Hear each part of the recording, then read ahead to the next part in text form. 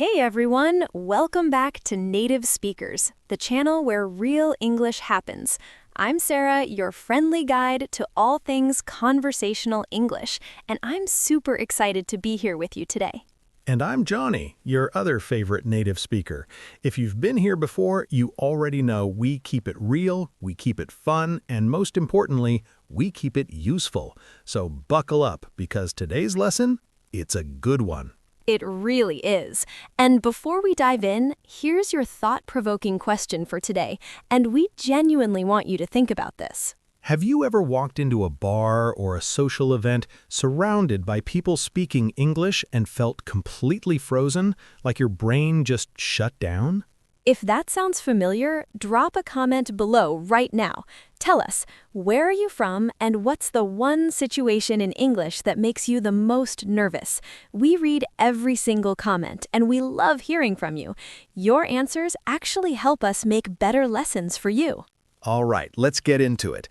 Today, we are talking about something that nobody teaches in classrooms, nobody puts in textbooks, and yet every English learner desperately needs it. Bar and nightclub small talk, the secret social language of native English speakers. That's right, and trust me, by the end of this lesson, you're going to feel like a completely different person walking into a social setting. Section 1. Why this topic matters. Okay, Johnny, let's start with the big picture. Why is bar and nightclub English so different from regular English? Great question, Sarah. So think about it. When you study English in school, what kind of situations do they prepare you for? Like job interviews, writing essays, talking about the weather with your teacher. Exactly. Very formal, very structured. But when you walk into a bar on a Friday night, nobody is asking you to write a 5-paragraph essay. Nobody cares about your grammar. What they care about is, are you fun to talk to? Are you relaxed? Do you feel like someone I'd want to spend the next hour talking to? And that's a completely different skill set. Completely. And here's something interesting from a language learning perspective. Social environments like bars and nightclubs are actually some of the richest environments for real language acquisition. You hear slang, contractions, short punchy sentences, humor, sarcasm, cultural references, all in real time.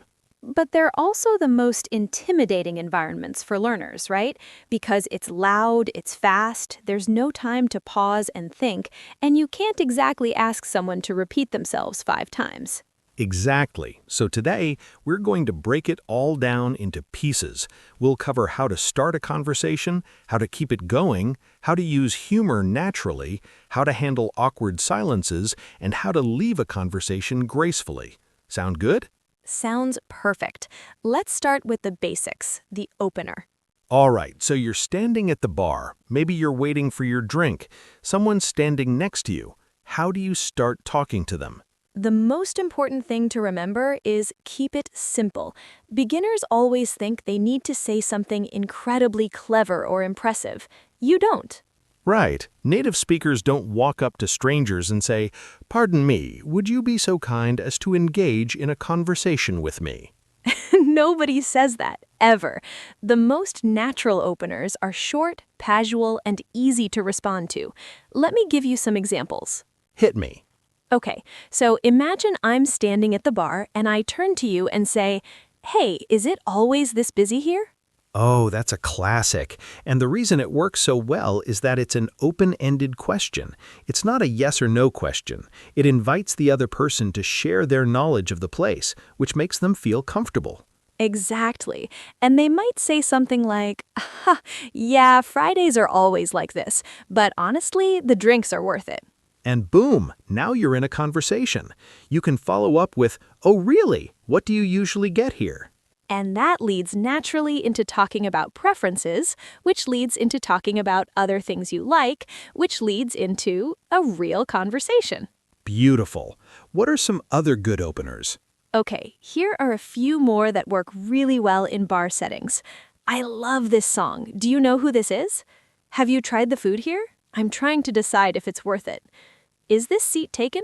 Simple but super effective. You look like you know what you're doing. What should I order? Oh, that last one is great because you're giving the other person a compliment wrapped inside a question. You're saying, I trust your judgment. People love that. It's called a social compliment opener. You're not complimenting their appearance, which can feel awkward with strangers. You're complimenting their confidence or their knowledge, much smoother. And here's a tip for our viewers. Practice these openers out loud alone before you go out. It sounds silly, but it works. When your mouth is familiar with the words, they come out naturally instead of coming out weird and stilted. Section 2. Keeping the conversation going. Okay, so we've started the conversation. Now how do we keep it alive? Because this is where a lot of learners get stuck. They start well and then silence. The dreaded silence. The dreaded silence. So the secret here is something I call the tennis ball method. Every time the other person says something, your job is to pick up that ball and throw it back. Never let the ball drop. Can you demonstrate that? Sure. Okay, so imagine you just said to me, I'm actually not from around here. I'm visiting from Chicago. I'm visiting from Chicago. Oh, wow, Chicago. I've always wanted to go. What's your favorite thing about living there? See what she did? She acknowledged what I said, she added a personal reaction, I've always wanted to go, and she asked a follow-up question. She threw the ball back to me. And now you get to talk about something you love, your hometown, which means you're comfortable, you're engaged, the energy is good. Here's another technique, connecting. When someone tells you something about themselves, try to find a connection to your own life. It builds rapport instantly. Like if someone says, I'm a nurse, it's been the craziest week.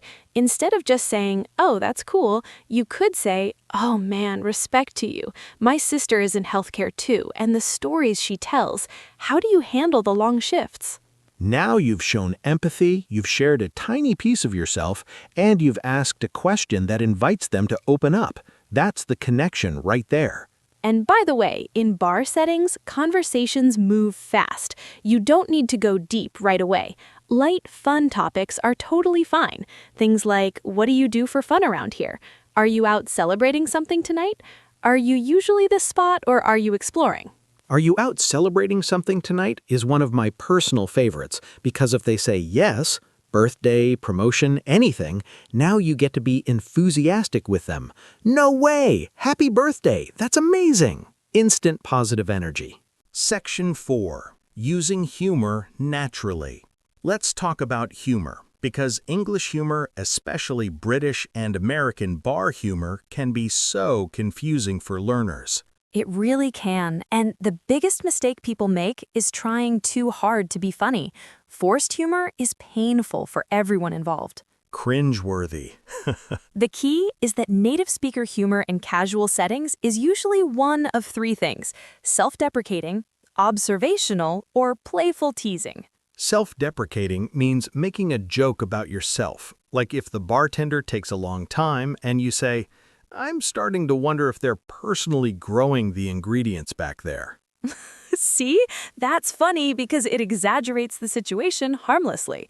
You're not being rude to the bartender, you're just being dramatic.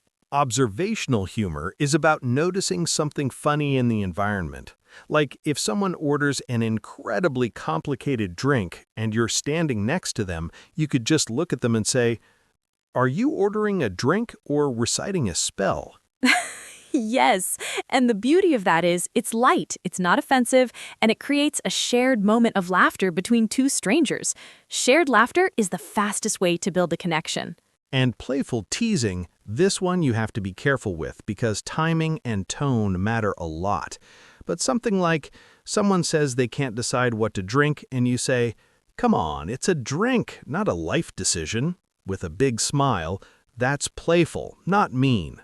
The smile is key. In spoken English, your tone and your facial expression say more than your words. You could say almost anything, and if you say it with warmth and a smile, it reads as friendly. Great point. And for our learners, don't pressure yourself to be funny. Just be real. Authenticity is more attractive than a perfectly delivered joke. Section 5. Handling awkward moments. Okay, let's get into the stuff nobody talks about. Awkward moments, because they happen. Even native speakers experience awkward silences and weird moments in conversations. What do you do when there's a sudden silence and you don't know what to say? First, don't panic. Silence is not a failure. But if you want to fill it naturally, the best tool is a simple observation. Look around the room. Something will give you material. Oh, wow, look at that DJ setup. Is this place always like this? Have you noticed that guy over there has been on the phone the whole night? Rough night for somebody. Easy, natural, no pressure. What about when you mishear someone? Because bars are loud. This is such a real problem, and the mistake learners make is nodding and pretending they understood when they didn't. Don't do that, because then the conversation goes somewhere you didn't expect and it gets more confusing. Instead, just be honest. And there are really natural ways to ask someone to repeat themselves without it being awkward. Sorry, it's so loud in here. What was that? Huh, I missed that. Say that again. Wait, did you just say, and then guess what you think you heard? That last one is actually great because sometimes your guess is wrong, and that itself becomes funny and lightens the mood. What about when someone uses slang or a reference you don't understand? Again, honesty is your friend. You can say, I'm not sure I caught that reference. What does that mean? Is that a local thing? I'm still learning all the slang here. And here's the beautiful thing. When you admit you're learning English or that you're not from around here, most people don't pull away. They lean in. They get excited to teach you something. It becomes a bonding moment. Because everyone loves feeling like an expert, when you give someone the chance to explain something to you, you're actually giving them a gift. Section 6. Essential vocabulary and phrases. Let's do a quick vocabulary round. Sarah's going to give me bar and nightclub phrases, and I'll explain them as a real native speaker would. Ready? Let's go. First one, this place is packed. Packed means completely full of people, super crowded. You'd say this is walking into a bar and there's barely room to move. Wow, this place is packed tonight. Last call. Oh, this is important. Last call is when the bar announces it's about to stop serving alcohol, usually about 30 minutes before closing. You'll hear the bartender say, "Last call, folks," and that's your cue to order one final drink or start saying your goodbyes. Let me get around. Buying around means you're buying drinks for your whole group. It's a social custom. One person buys drinks for everyone, and then someone else buys the next round later. It's a big gesture of friendship and generosity. If someone offers to get around, it's polite to say, "Oh, you sure? Let me get the next one." I'm good, thanks. This is how you politely decline more alcohol or anything you don't want. It's gentle, it's not rude, and it closes the offer without making anyone feel bad. Cheers. Cheers, the universal bar word. You say it when you clink glasses, but cheers in British English also just means thank you in casual settings. Very versatile word. What's your poison? This is an old-school bartender phrase meaning, "What would you like to drink?" It's playful and old-fashioned. Some bars still use it. If a bartender says this to you, don't panic. They're not actually asking about poison. Just say your drink order. Section 7. Leaving a conversation gracefully. All right, we're almost at the end of our lesson, but we have to cover one more thing. How to end a conversation, because this is something people genuinely struggle with. Nobody wants to be rude, but you also can't stay in one conversation all night.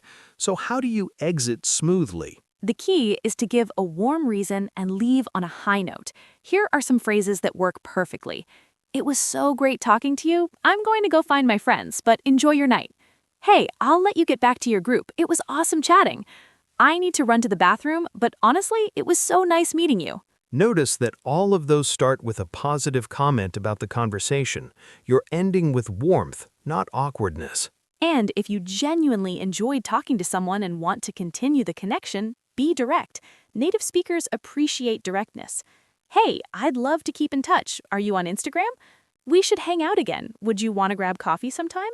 Simple, clear, confident. Not desperate, not weird, just a normal human connection. Because at the end of the day, that's what all of this is about. Genuine human connection. English is just the vehicle. Okay, let's bring it all home. Sarah, can you hit us with a quick summary? Absolutely. Today, we covered the full journey of bar and nightclub small talk in English. We talked about why this kind of English is so different and so important. We covered how to open a conversation with natural, simple phrases that actually work. We talked about keeping the conversation going using the tennis ball method and connection techniques. We broke down how native speakers use humor, self-deprecating, observational, and playful teasing. We looked at how to handle awkward moments honestly and confidently. We ran through essential bar vocabulary every English learner needs to know. And finally, we covered how to end a conversation gracefully and leave with a great impression. That is a lot of value in one lesson. And here's my final thought for you today. The only way to get better at English conversation is to actually have conversations. This lesson gives you the tools, but you have to pick them up and use them. Start small. Practice one phrase today. Maybe it's just, "Is this seat taken?" Say it to yourself in the mirror. Say it out loud on your way to work. Get comfortable with the words in your mouth. And then one day, you'll say it to a real person, and it'll feel natural. Because here's the truth. You are more capable than you think. Language learning is not about being perfect. It's about being brave enough to try. And we are so proud of every single one of you who showed up today, who took notes, who engaged, who commented. You are doing the work, and it shows. Now, here's your homework. Go back to that thought-provoking question we asked at the very beginning of this lesson. What's the one social English situation that makes you the most nervous? Drop it in the comments. We want to know, and we'll actually use your answers to build future lessons around your real needs. Because this channel, Native Speakers, is built for you. Every lesson, every phrase, every example, it's all designed to take you from nervous and hesitant to confident and fluent. If you learned something new today, and I know you did, please give this video a big thumbs up. It genuinely helps us reach more learners around the world who need this content just as much as you do. And hit that subscribe button and the notification bell so you never miss a lesson. We upload consistently, and every single video is packed with practical, real-world English that you can actually use. We'll see you in the next one. Stay confident, keep practicing, and remember, You've got this.